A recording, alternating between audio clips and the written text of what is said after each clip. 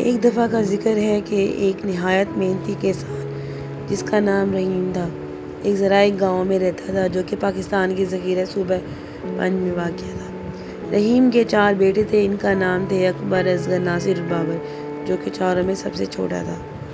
یہ چاروں بھائی دوسرے سب ان بچوں سے بہت زیادہ مختلف تھے جو کہ قریبی دیہاتی علاقوں میں رہتے تھے، کیونکہ یہ چاروں اپنے زیادہ تر وقت کھیلنے اور شرارتیں کرنے میں گزارتے تھے۔ جب ہمسایوں میں رہنے والے لوگ ان بھائیوں کی شرارتوں سے تنگ آ جاتے تو رحیم سے ان کی شکایت کرتے، تب وہ سب شرارتی بھائی بھولنے والے بن جاتے اور وعدے پر قائم رہنے کا ارادہ کیے بغیر ہمسایوں سے معافی بھی مانگ لیتے۔ گاؤں میں ایک پرائمری اسکول تھا۔ رحیم نے اپنے چاروں بیٹوں کو وہاں اس امید میں داخل کرا دیا کہ ان کے اندر کوئی نظم و ضبط قائم ہوگا، مگر یہ سب بھائی روزانہ اسکول بہت دیر سے جاتے اور استاد کو کتنی ہی دفعہ ڈانٹ پیٹ کرتے، مگر وہ بالکل نہیں بدلتے۔ رحیم بہت ہی رحم دل انسان تھا اور اس نے کبھی اپنے بیٹوں کے ساتھ سخت کلامی نہیں کی تھی، بلکہ وہ ان کے پاس بیٹھ جاتا اور ان کو دلائل دے کر سمجھانے کی کوشش کرتا۔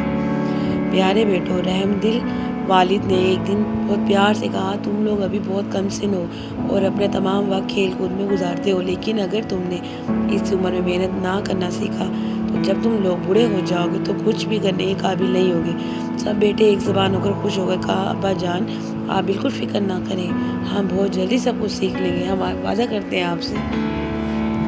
لیکن جیسے ہی ان کے والد انہیں ایک اور موقع دینے کے لیے راضی ہوتے تو چاروں بھائی اپنا وعدہ فوراً بھول جاتے اور جلد ہی اپنے پرانے طور طریقوں پر آ جاتے اور وہ جدھر بھی نکل جاتے شرارتیں کرتے، تباہی اور بربادی ڈھاتے نظر آتے۔ اگر کوئی ان سے کوئی کام کرنے کے لیے کہتا تو وہ سب طرح طرح کے بہانے بنا دیتے، جبکہ چاروں بھائی نہایت سست اور کاہل تھے۔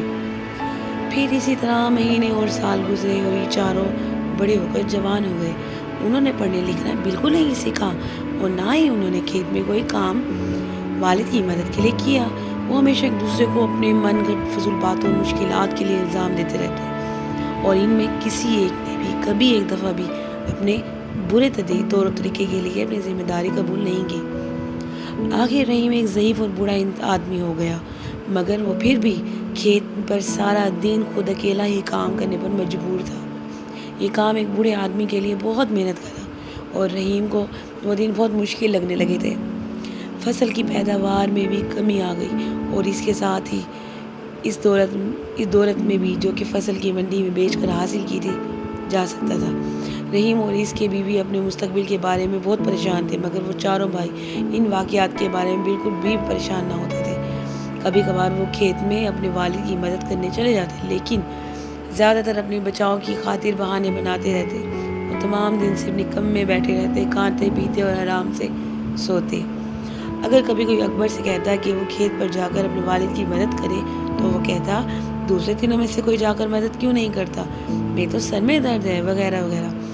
اس طرح ہر ایک بھائی کو جب بھی کسی کام کے لیے کہا جاتا تو وہ اسی قسم کے بہانے بنا دیتا اور ان میں سے ہر ایک اپنے دوسرے بھائیوں میں سے ایک دوسرے پہ کام ڈالتے رہتے۔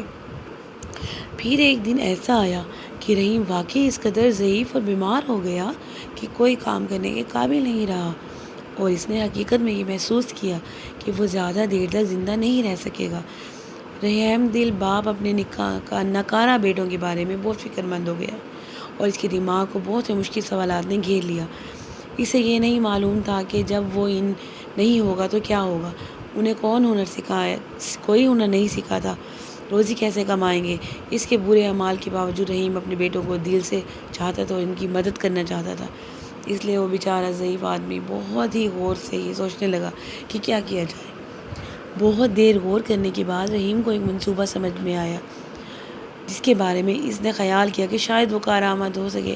پھر وہ خود بخود مسکرایا اور اس نے اپنی بیوی سے کہا کہ وہ اس کے چاروں بیٹوں کو بلا کر لائے تاکہ وہ ان کے سامنے آ کر بیٹھے اور اس سے پہلے کہ وہ قبر میں جا سوئے انہیں اپنی وصیت سنائے اور نصیحت کے چند الفاظ بھی کہہ سکے۔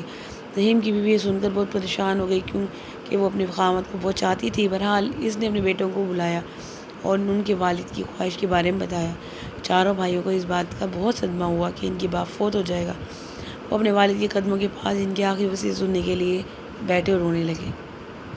پیارے بیٹو، رحم دل باپ نے کہا، میں نے زندگی بھر تم سے محبت کی اور تمہاری دیکھ بھال کی، میں نے واقعی پوری کوشش کی کہ تم خوش اور آرام آسائش سے رہو اور میں تمہاری حفاظت کرتا رہا، لیکن اب میں بوڑھا اور بیمار ہوں اور جانتا ہوں کہ میں جلد ہی مر جاؤں گا۔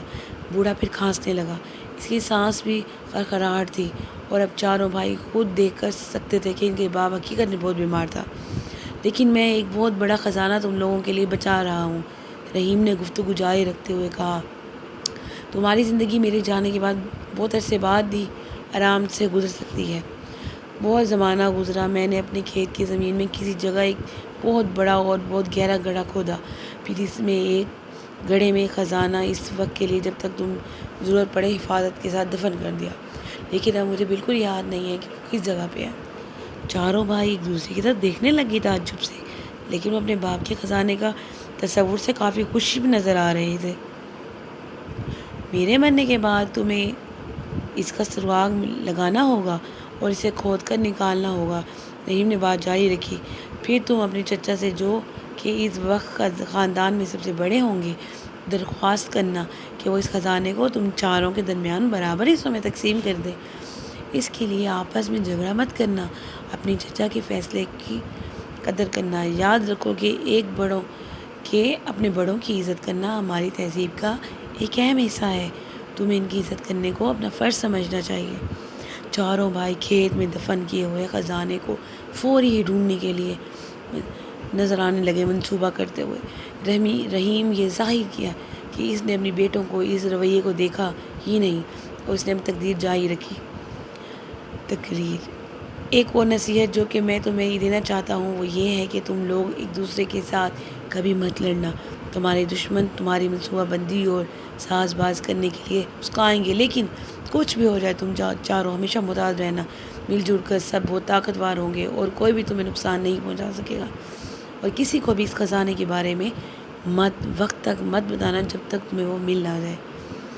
جب رحیم نے اپنی تقریر ختم کی تو اس نے آنکھیں بند کر لی، پھر وہ جلد ہی فوت ہو گیا۔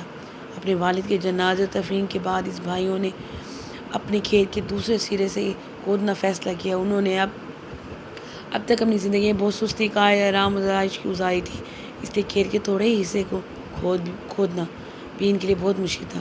سست اور کاہل سب بھائی جلد ہی ہار کر گھر میں واپس آرام کے لیے آ گئے۔ اگلے دن پھر ایسا ہی کیا، پھر اس سے اگلے دن اور اس سے بھی اگلے دن ایسا ہی کرتے رہے، یہاں تک کہ آہستہ آہستہ وہ کھیت زیادہ تر حصے میں بھائیوں نے کھود ہی لیا۔ ان کو اس طرح کام کرتے مہینوں گزر گئے، مگر انہیں دفن کیا ہوا خزانہ نہیں ملا۔ وہ کسی اور سے بھی مدد نہیں لے سکتے تھے اور نہ ہی کسی کو مدد کے لیے بلا سکتے تھے، کیونکہ وہ خزانے کی کسی کو نہیں بتانا چاہتے تھے۔ وہ سب کھدائی کرتے کرتے بہت تھک گئے، مگر اس میں کچھ بھی خزانہ نہیں ان کو ملا، نہ وہ خزانے کو چھوڑنا چاہتے تھے۔ آخرکار بھائیوں نے غور کیا کہ انہوں نے پورا کھیت کھود ڈالا، خزانہ کو سراغ نہیں ملا۔ تب انہوں نے خیال کیا کہ ان کے باپ نے خزانہ بہت ہی گہرا دفن کیا ہوگا، اس لیے انہوں نے اور بھی زیادہ گہرا کھودنا شروع کیا۔ ایک اور مہینہ گزر گیا مگر نہیں ملا۔ سارا کھیت پوری طرح نیچے سے اوپر سے ہو چکا تھا اور ہمسائے بھی ان بھائیوں کی محنت سے رشک کرنے لگے۔ آخرکار چاروں بھائیوں نے دفن کیے ہوئے خزانے کو کبھی بھی پا لینے کا خیال کو ترک کر دیا، مگر یہ دیکھ کر انہیں کھیت کو اچھی طرح تیار کر لیا، اس لیے انہوں نے وہاں پر اس موسم میں کاشت کرنے کا فیصلہ کیا۔ جب فصل کاٹنے کا زمانہ آیا تو اس کھیت میں بہت اعلیٰ درجے کا اور بہت مقدار میں گندم پیدا ہوا، جس کا وہ سب بھائی منڈی میں لے گئے اور ہزاروں روپے میں فروخت کر دیا۔ اپنے والد کی نصیحت پر چلتے ہوئے سب بھائی اپنی کمائی ہوئی دولت کو اپنے چچا کے پاس لے گئے اور ان سے اس رقم کو چاروں میں برابر تقسیم کرنے کی درخواست کی۔ ان کے چچا چاروں بھائیوں پر فخر کرنے لگے، بولے، شاباش میرے بھتیجوں، تم نے آخرکار یہ ثابت کر ہی دیا کہ تم ایک محنتی بھائی، رحیم کے محنتی بیٹے ہو۔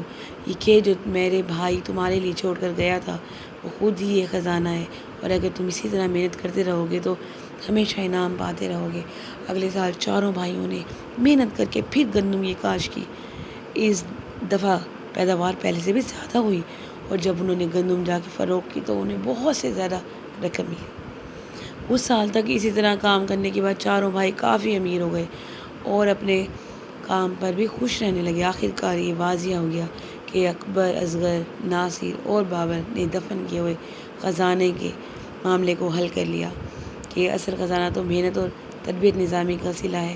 چاروں بھائی اپنے والد کی ہوشیاری اور دوبینی پر فخر کرتے رہے، کیونکہ صرف وہی تھا جس نے ان کو محنت، نظم و ضبط، اتحاد اور اپنے بڑوں کی تنظیم کا فضیلت کا سبق دیا۔